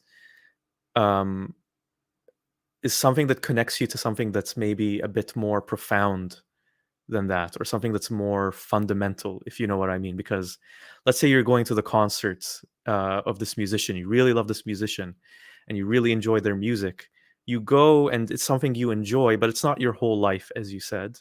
It's something you do, and then you leave and you do other things. So I don't think it has as much of a profound impact on you as, let's say, my hypothetical secular event could possibly have. What are your thoughts on that? So the way I see it, you are trying to like fill a hole. Maybe is that the case? Yeah. So I would say mhm. for me, it isn't very much present, the whole, but Mm. it is for other people, especially people who don't have that supportive family that like I'm fortunate enough to have. Mm. Yeah, I think that's a good point, actually. You know, because I'm thinking from my perspective. So, you know, the way I formulate my ideas might sound selfish because I'm not going through what like ex-Muslims are going through. I've never had something to leave or, you know, a hole that needed filling. So I'm gonna have to think about this because you put, yeah. No, sure. Yeah. Think about it. No pressure to respond right now. So there was another question that I was asking earlier in the live stream that I think maybe it would be interesting to get your input on, because I think you do have some valid concerns of what could happen if we really focus on this collective mindset of this event. Like, what would you say would be some dangers or pitfalls of, let's say, we create a secular event that we're putting all these ideas in and all these things that we're encouraged to do in? Like, what could be some of the dangers and risks? Mm. In terms of things that we should be potentially avoiding if we were to do Yeah, something like that. things that might end up harming the people getting involved in them, you know? Yeah. So I think when you identify with larger and larger groups, as I think one of your guests said, things tend to get politicized. Like, at what point, for example, and a sort of atheist union becomes too large, let's say, that it is now becoming the dominant, you know, voice in the town square. At what point does it even start becoming like oppressive or suppressive of you know, people who want to, let's say, diverge from what you and I would think as common sense, as not accepting one religion or another, one deity or another? At what point do we become, let's say, too powerful, and at what point do we become corrupted by that power? Because we may think that, you know, we have the moral high ground, that we do not kill people for you know, this or that, or, you know, we don't chop their hands and whatnot. But a day might come I when hope not. we could, you know, forget how we came to where we are as atheists, how we, you know, took ourselves from the grips of religion and, you know, imaginary deities, and we can very well become the oppressors. And I think this could be one potential danger of identifying with larger and larger groups, because it accretes power. The more people you have under this larger umbrella, then automatically you create, you know, like a sort of dichotomy: us versus, you know, non-us. Yeah, that's a really good point. There's a quote, I can't remember exactly who said it, but it goes something like, when we talk about freedom, freedom actually only means freedom for people who think like us, if you know what I mean. So the I think you can see that especially with the politically correct movements that we're seeing here, where if you can't even object to something that is against the status quo of what the politically correct movement says, and I'm not going to go into examples, but you know what I mean. And so it becomes I mean, it's not a religion, but it operates like a religion in many ways, because there's this oppressive dogma behind it and this pressure to be part of the group, or you're one of those people who's a monster on the outside.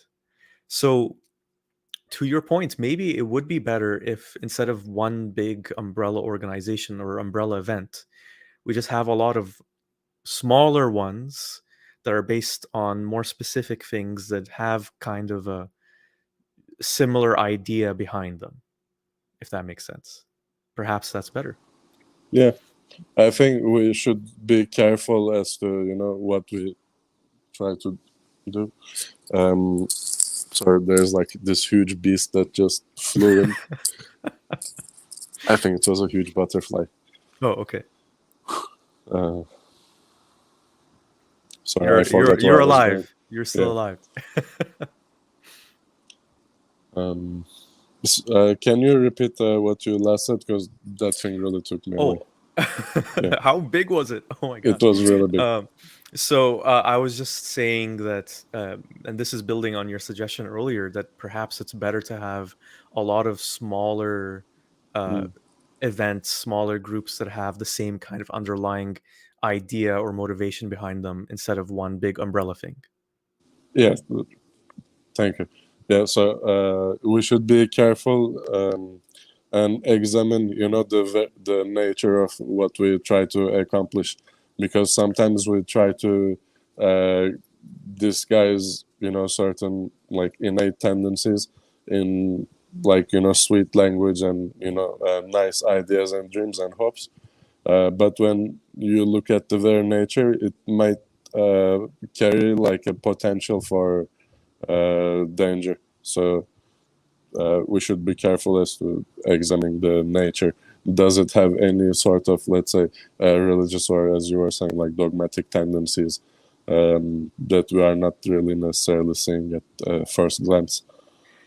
Yeah, it's very difficult to try and give people an alternative to religions when we can't use all the dirty tactics that religions use to manipulate people. Well, because we don't want to, right?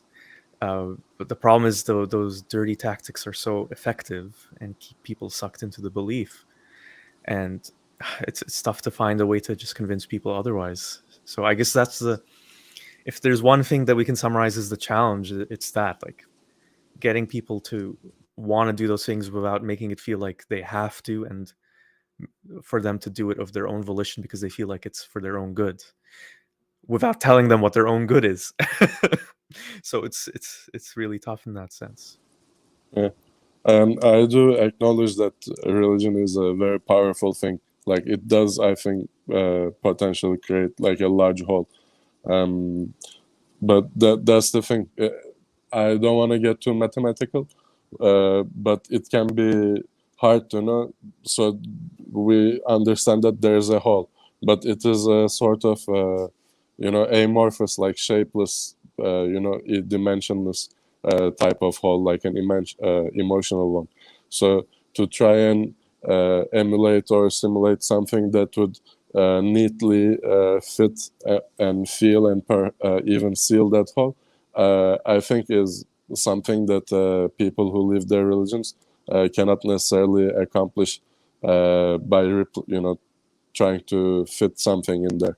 I think you have to fit it with many smaller components of what you think is makes a fulfilling life, like whether it be music, sports, or billiards, or maybe chess, or maybe science, biology, whatnot, anything.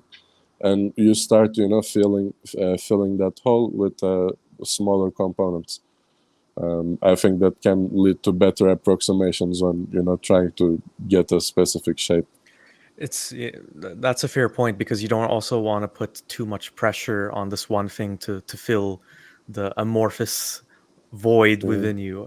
I suppose that makes sense, because then you have all this expectation on it, and you're bound for disappointment. So yeah, that's an interesting argument to maybe just do it piece by piece, let's say. Yeah. Well, thank you so much, Zagros. Appreciate the insights and input as always. Make sure you stay safe from the giant beast / butterfly. I will. And you very much, feel. No. Pleasure's all mine, and feel free to call in again in the future. For sure. Take good care. Bye bye. Take care. Bye. All right. Okay. So I did say that Zagros was going to be the last caller, but one person came on at the very end. Time, if you're ready to go on, then I can give you a couple of minutes before we wrap up this live stream. I'm really happy with the ideas and different alternative perspectives that people have shared, because when I kind of came into this live stream, I didn't really have concrete ideas beyond what I just suggested in the beginning, and it's really interesting to see how even if you have all these good intentions and good ideas, it doesn't necessarily work for everyone, and it might actually be counterintuitively harmful in ways that you didn't expect. So I really want to thank Zagros for his input as well, because I think he kind of swayed me with some of his arguments. It's like a human nature thing to, once a group has a lot of power, even if it's just like an event, it kind of becomes this monster, this beast that you can't control. As we were joking about earlier, what if this atheist tradition becomes this crazy, oppressive, dogmatic religion 1,000 years in the future? Perhaps that's a very strong possibility. I don't know. But yeah, anyway, so before we wrap up this live stream, I'm going to just let time come in. Okay, time, you're on in 3, 2, 1. Time, you are live and on the screen. Hi, Hi, how's it going? can you hear me? I can hear you. Oh, cool, man. I've been watching you for a while. Oh, that's great to hear. You and Apostle Aladdin? Yeah. Some people have accused us of being the same person. So Yeah. Your background scenery looks very similar. a complete coincidence, I promise you. Yeah. So it's strange because it's my first time ever coming on anything like this. Well, I'm glad you chose this stream and this channel to be the first one. Yeah, I've tried to come on Apostle Aladdin's before, but it's been difficult. Yeah, he's a bit more popular, so it's a bit more difficult to get in. Yeah. So, yeah, I understand you're from the Palestinian background yourself from what you speak of. Yeah, my background's Palestinian. Yeah. Yeah, very interesting, I have a son who's Moroccan. A son who's Moroccan? That's correct, yeah. Oh, interesting. What's your background? I'm Indian. Oh, okay. And my wife's Christian, or she was, and now she's... Well, I used to think that she was a Christian, but she was always an atheist, to be honest with you. But it's been interesting because I live in a world of two worlds, of Islamic world with my son, and I'm a former Muslim. You get me? So it's interesting to see the two sides. Oh, for sure. Yeah, absolutely. And, we tried to get the best of both worlds. Well, to just ask your opinion then, like, currently, do you still practice any parts of Ramadan? No, I don't.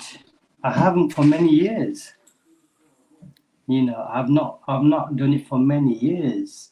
I'm from a very devout family here. You understand? I'm from a very devout Muslim family. My father was the imam of the mosque. Oh, wow. So it's not something I'm well acquainted with the Islamic theology and your talks and AP and especially apostate. Is it apostate prophet? Yes. Yeah. As well. He's had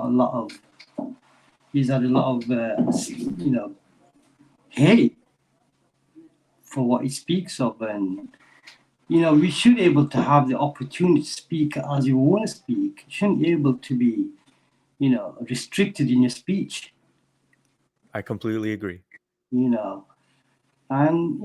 it's unfortunately, I think we're living in a world where we're trying to appease both worlds, and you're trying to eat with both your hands at the same time. It's not possible. But my main point, secular spirit, thank you for letting me come up on this channel with you. It's only been a few moments I've spoken with you, but hopefully I'll get to speak to you again on some other topics as well. But Oh, definitely, yeah. I've my little boy I was talking to you about, he's been fasting a few days here and there, and I don't, and his mother does, because she's from the Maghreb, and it's weird because my wife who's here with me, she's not a Muslim. You understand? Yeah, I think you mentioned she was Christian. She was never really Christian. Like Not really a practicing one. Gotcha. No, she was just by name. Like you get Muslims just by name, you get Christians just by name, don't you? As well. And yeah, it's been a difficult situation because my wife's been afflicted with cancer. I'm sorry to hear that. You know, and she's fine now. She's good. She's gone through the journey of a chemotherapy, a radiotherapy. And the fact of the matter is, secular, yeah. You know what I mean? People still in my own family don't respect that because she's not Muslim.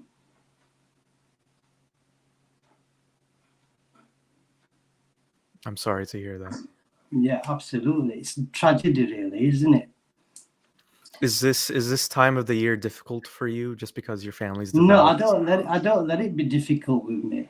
I don't let it be difficult. I move on with my life every day, to be honest with you. My wife, you know, she's a non-believer.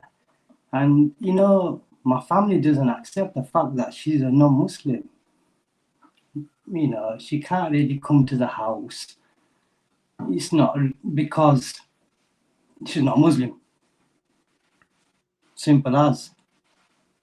And it's difficult because my family members have basically, even though she's got cancer, she had cancer, no mercy. You know what I mean? She's not Muslim, she's kafir end of the day. You know, she doesn't believe in Allah or doesn't believe in the Prophet Muhammad. You know, so it's been really difficult even having that conversation with my family members, to be honest with you. So, and you're the first person I'm talking to right here, right now. Oh, wow. Wow. Yeah, so it's a long story, to be honest, and I couldn't tell you all this in the space of 5-10 minutes. But, you know, you know what we should do, Time? Maybe you should call in on another live stream where we can kind of talk about being restricted by time or the topic of the live stream. How does that sound to you? Yeah, maybe I'll even have a private chat with you at some point just to get insight. If you got an insight, then on your live stream, your audience will be able to pick up on that understanding much sooner. Because I can have for sure. Yeah, so Time, what I recommend you can do is if you go to the video description of this live stream, you'll find links to my Twitter and my Instagram.